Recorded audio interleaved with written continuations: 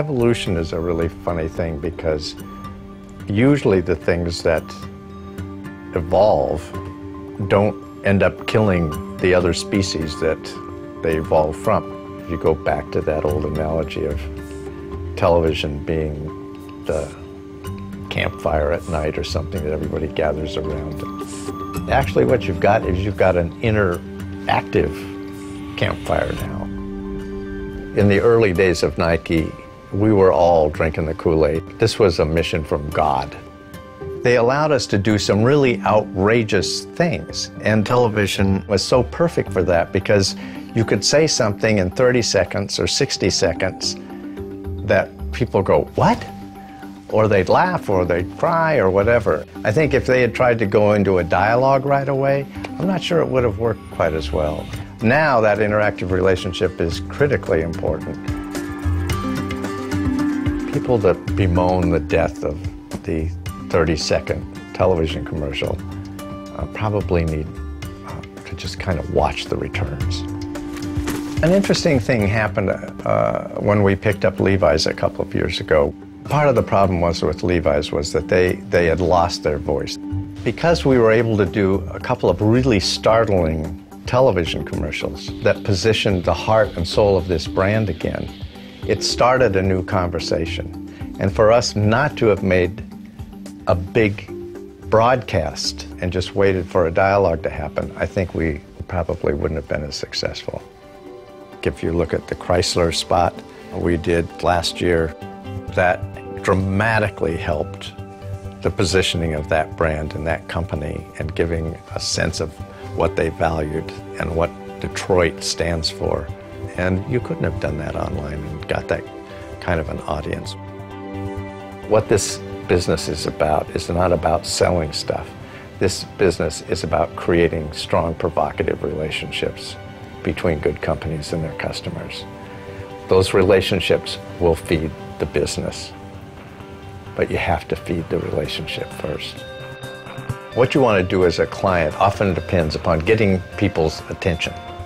And if you try and walk down the street and talk to people one at a time, that may work, but it might be better as if you could have an audience of an entire city or an entire state or an entire country or the entire world and say something very provocative. Then you can set the stage for a really intimate conversation and an ongoing relationship. For instance, with Old Spice, we started with television and gained attention, and then took that campaign and ran it digitally and responding online to tweets. Are you flirting with me?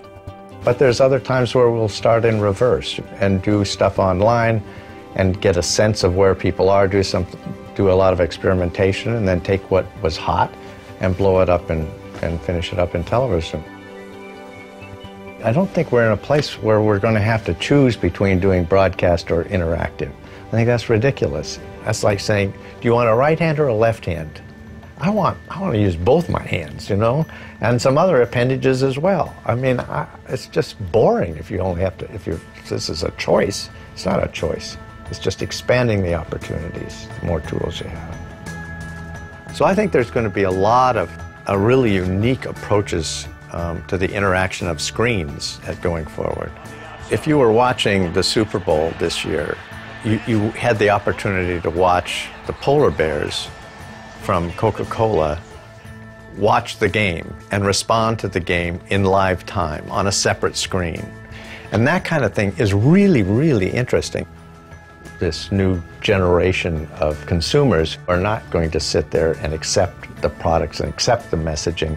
They want to be part of the action. And clients, if they're smart, realize that they are not the president of the communication system. They are one person, one entity in conversation with millions and millions and billions of people.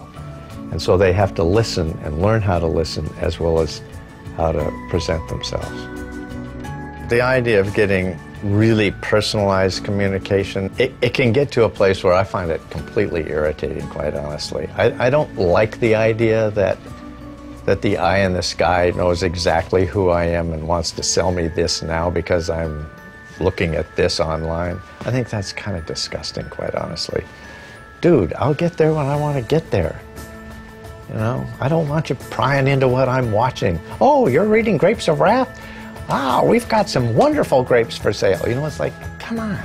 I don't like being nostalgic, and I don't like being futuristic. I just like working with what we've got right now, because half the time people that think they know what the future is, they're just making shit up, you know what I mean? What will not go away is the art of storytelling. When you read a book, when you watch a movie, when you see a television commercial, that's a one-way piece of communication.